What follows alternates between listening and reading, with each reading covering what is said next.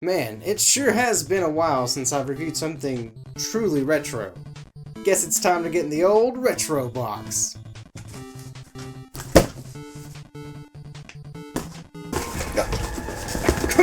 Come on! Hey! Kabuki Quantum Fighter!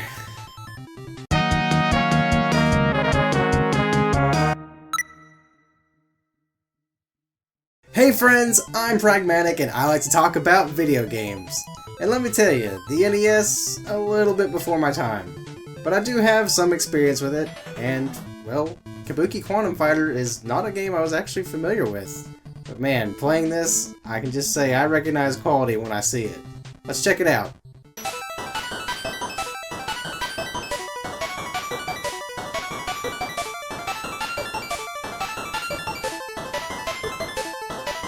Kabuki Quantum Fighter was developed by Human Entertainment and published by the American branch of HAL Laboratories, simply known as HAL America.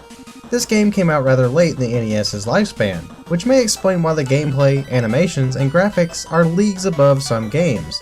I mean, look at this intro animation. It looks so smooth and flawless.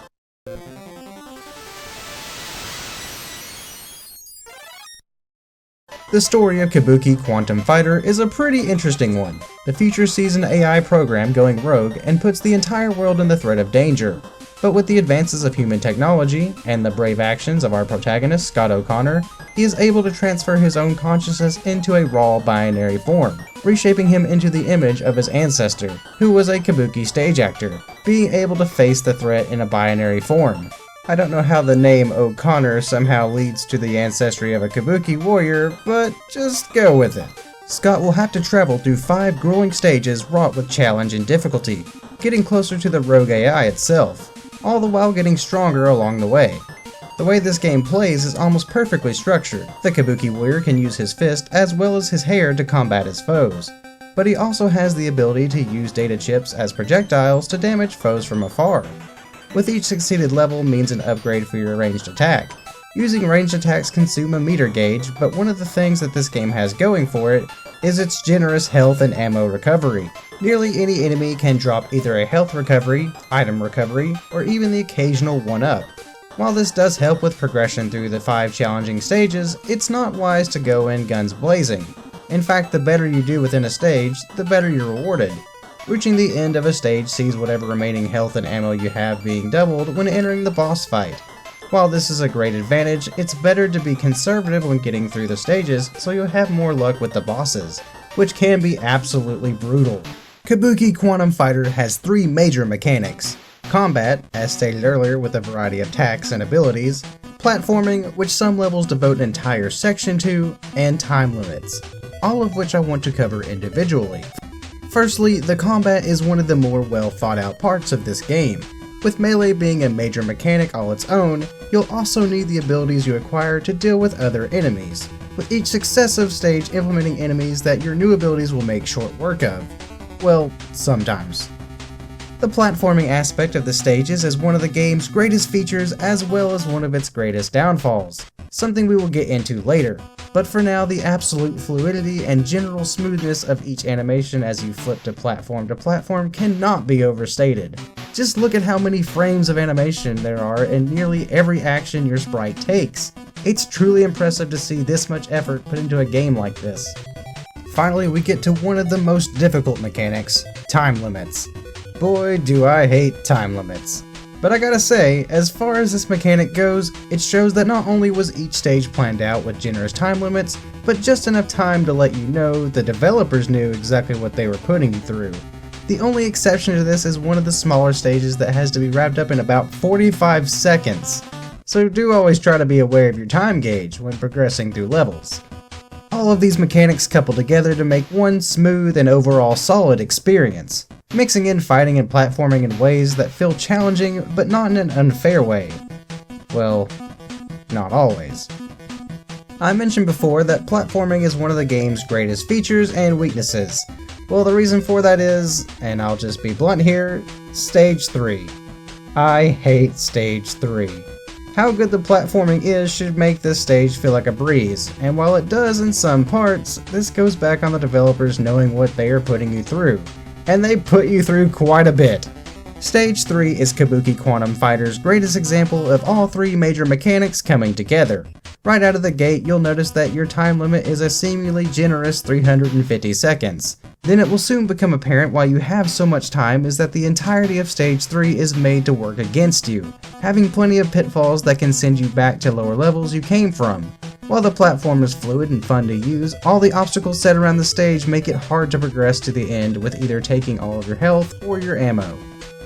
A lot of these obstacles are set up to be dealt with by your existing abilities, but such comes the risk of overusing your ammo, leaving you faced with nothing to deal with the boss. This is all coupled with the fact that sometimes you're left at the mercy of not knowing what's above or below you, which is one of the game's major flaws I think the game actually has.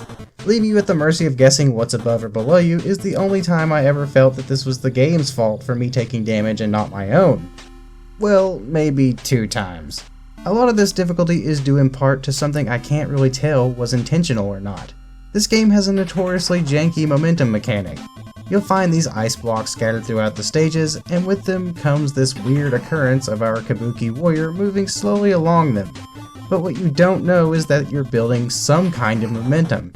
So much so that if you are hit while moving, you might find yourself traveling backwards with the built-up momentum, unable to push yourself forward for a small while. Alternatively, getting hit during a weird time can send you absolutely flying, something you really don't want to happen in this level. Finally, we come to the final issue that, if you beat the level, somehow have enough health and ammo left over to face the boss, and you still lose, and that's your last life or continue, then it's all the way back to the beginning of the stage for you. Which if you're on Stage 3, totally sucks. I'll even note here that Stage 5 has another platform-centric level that deals completely with the aforementioned momentum problem I was talking about, and despite that being such a weird problem to deal with, it still didn't give me as much trouble as this stage did. I just hate it so much, and it's a big glare on what is essentially a near-flawless source of entertainment. But this is kind of expected of an NES game. Games were built to be challenging, and Kabuki Quantum Fighter is no exception. Strategically placed enemies, difficult platforming, and killer bosses is nothing new to the NES library. But what makes this game stand above the crowd is all the quality that comes from every aspect of this cartridge. While not completely perfect, Kabuki Quantum Fighter boasts great gameplay and doesn't overstay its welcome with an abundance of levels. Rather, the 5 stages to overcome feel like just enough of a challenge to make for a satisfying experience. A lengthy level or two coupled with a boss fight every stage gives you plenty to deal with before jumping to the next stage. It never feels too long, and you don't feel like any level comes up too short. Maybe except for that 45-second one. And with each stage comes some of the best music the NES sound chip has to offer. Nearly every stage track sounds awesome and further immerses the player into the level they're in. Feeling fast-paced and catchy while containing elements of the futuristic sound, it's hard not to appreciate the sound that this game brings. Seriously, this game's soundtrack might be one of my favorites from the NES library.